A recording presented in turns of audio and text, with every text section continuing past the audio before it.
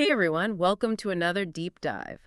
This time we're tackling Breaking the Habit of Being Yourself by Dr. Joe Dispenza. Oh yeah, this one's a classic. It's really had a huge impact on a lot of people. I know you've got a lot of expertise in this area, so I'm really excited to get your take on it. Well, I think what's really fascinating about this book is how Dispenza blends science with spirituality. He doesn't just talk about the power of the mind.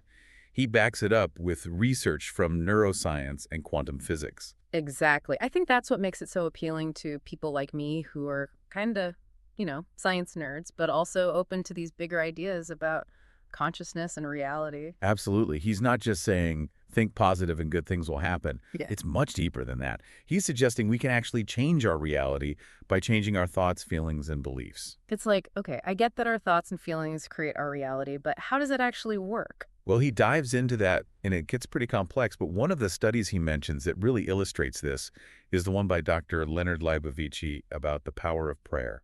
Oh, yeah, that one was wild. It showed that prayer actually had a positive impact on patients' recovery, even when those prayers were said years after the patients had been treated. It really challenges our assumptions about time and causality, right? Yeah. It suggests that maybe our minds are not bound by linear time in the way we typically think. So wild. I mean, if that's true, what other possibilities might be open to us that we haven't even considered? Maybe we've been underestimating our own power all along. I think that's a big part of what Dispenza is getting at. He's challenging that limited view of ourselves that we've inherited from, our upbringing and society in general. Totally. It's like, what if we've been conditioned to believe we're less powerful than we actually are? And if we can break free from that conditioning, imagine what we could accomplish. He argues that we're not just products of our genes and our environment. We have the power to change, to evolve, to create a new reality for ourselves. Okay, but that brings up a big question for me. If our environment isn't fully in control, how do we break free from those patterns and habits that keep us stuck?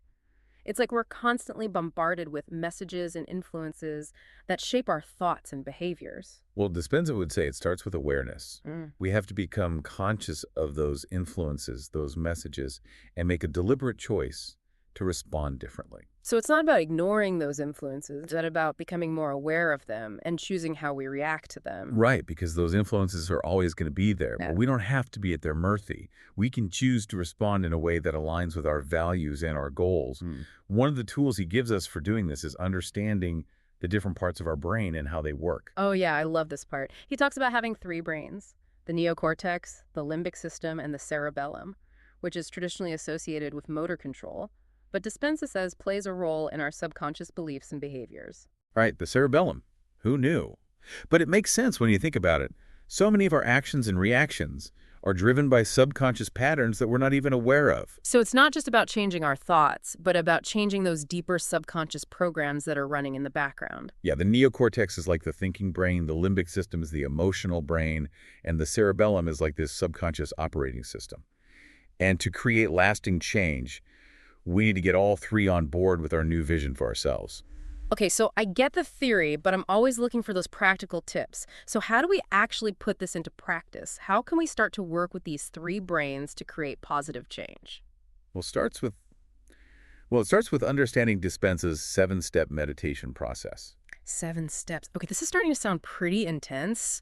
I'm not sure I'm ready to become a monk or anything. Oh, it's not like that at all. Hmm. It's actually a really practical and accessible process, even for beginners. He calls the steps induction, recognizing, admitting, surrendering, observing, creating, and embodying. So it's a journey, kind of, not just a one-time thing. Exactly. It's a process of peeling back the layers of who we think we are to get to the heart of our true selves. And it all starts with induction, which we talked about a bit earlier. Right, using techniques like the body part induction to shift our awareness inward and kind of quiet those mental monkeys. What's next? The next 2 steps, recognizing and admitting, are all about getting real with ourselves, like really honest about the emotions and patterns that are holding us back. Okay, that makes sense. I But know. that sounds kind of scary. I mean, who wants to spend time dwelling on all their negative stuff? It's not about dwelling on it. It's about bringing it into the light of awareness so we can start to transform it. Think of it like this. If you have a messy closet, you can't really organize it until you pull everything out and see what you're working with. Oh, I get it. So we're kind of taking inventory of our mental and emotional baggage. Exactly. And the key here is to approach it with self-compassion. Mm. We all have these shadow parts. It's part of being human. It's not about judgment. It's about understanding. So it's less about beating ourselves up for our imperfections and more about just acknowledging them. I can see how that could actually be a relief in a way. It really is. It takes the pressure off. Yeah. Once we acknowledge those parts of ourselves, we can start to make conscious choices about how we want to respond to them. Okay, so I'm sitting there in this meditative state. I have identified an emotion or pattern I want to change. Let's say, I don't know, maybe it's fear of failure. What do I do with that? Well, this is where admitting comes in. Dispenza suggests turning to a higher power, whatever that means for you. It could be God, the universe, your own inner wisdom, and you simply acknowledge your struggle. You might say something like, I'm struggling with fear of failure. I'm willing to let go of this fear and embrace courage and trust in the process. So it's like we're surrendering our ego's need to control everything and opening ourselves up to something bigger. Exactly. It's a humbling experience, but also incredibly liberating. And that's where the next step, surrendering, comes in. So we're not just admitting our imperfections, we're actually letting go of them. But how do we actually do that? It's not like we can just snap our fingers and poof, fear is gone. Surrendering is about relinquishing control, trusting that there's a greater intelligence at work, and allowing that intelligence to guide us. That makes sense. It's like we're acknowledging that we don't have all the answers, and we're open to receiving guidance and support from something beyond our limited understanding. And often when we truly surrender, there's a sense of peace that washes over us. It's like a weight has been lifted. Okay, I can see how that would be a powerful experience. Yeah. So we've gone through induction, recognizing, admitting, and surrendering. What's next in this transformative process? The next two steps are really about putting all of this into practice in our daily lives. It starts with observing and reminding. Observing and reminding. What does that mean exactly? It means becoming a detective of our own minds, paying close attention to those thoughts and behaviors that keep us stuck in those old patterns. So, for example, if you're working on overcoming fear of failure, you might start noticing every time that fear pops up in your thoughts or actions. So it's like we're shining a spotlight on those automatic negative thoughts and saying, aha, I see you. I'm not going to let you control me anymore. You got it. And then the reminding part is about consciously choosing a different response. So instead of letting that fear paralyze you, you might remind yourself of a time when you faced a challenge and succeeded. Or you might repeat an affirmation like, I am capable and courageous. I can handle anything that comes my way. So we're essentially retraining our brains, replacing those old limiting beliefs with new empowering ones. Precisely. We're upgrading our mental software. I love that analogy. Okay, so I'm observing, I'm reminding, I'm becoming more mindful of my thoughts and actions. What's next? Now for the really fun part. Creating and rehearsing the new you. This is where we get to use our imaginations to design the life we want and the person we want to become. Okay, this is where I get a little skeptical. I mean, I'm all for positive thinking, but isn't this just wishful thinking? Like, Yeah. if I just imagine myself being super successful and confident, does that mean it will magically happen? Well, it's not magic, but there's definitely a power in visualization. Our brains are incredibly adaptable. And when we repeatedly focus on a particular thought or image, we actually strengthen the neural pathways associated with that experience. So it's like we're creating a blueprint in our minds, and the more we focus on that blueprint, the more likely it is to manifest in our reality. Exactly. And the key here is to not just visualize, but to really feel it, to embody the emotions, the sensations, the energy of that new version of yourself. Okay, so it's not just about thinking it, it's about feeling it as well. So if I'm visualizing myself giving a presentation with confidence, I need to really feel that confidence coursing through my body, feel the energy of the audience, hear the sound of applause. Yes. Engage all of your senses. Make it as real as possible in your mind, because the more real it feels, the more powerful the impact on your subconscious mind. This is pretty amazing stuff. So we're creating the vision, we're feeling it, we're rehearsing it in our minds. What's the next step? Well, once you've created that clear vision and really anchored it in your mind and body, the next step is to start living it, to embody it in your everyday life. And that's where things can get really interesting. Okay, so we've visualized our ideal selves, we're feeling it, we're rehearsing it in our minds, we're ready for that next step.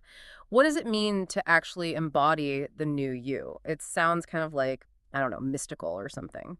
It might sound mystical, but it's really about taking action.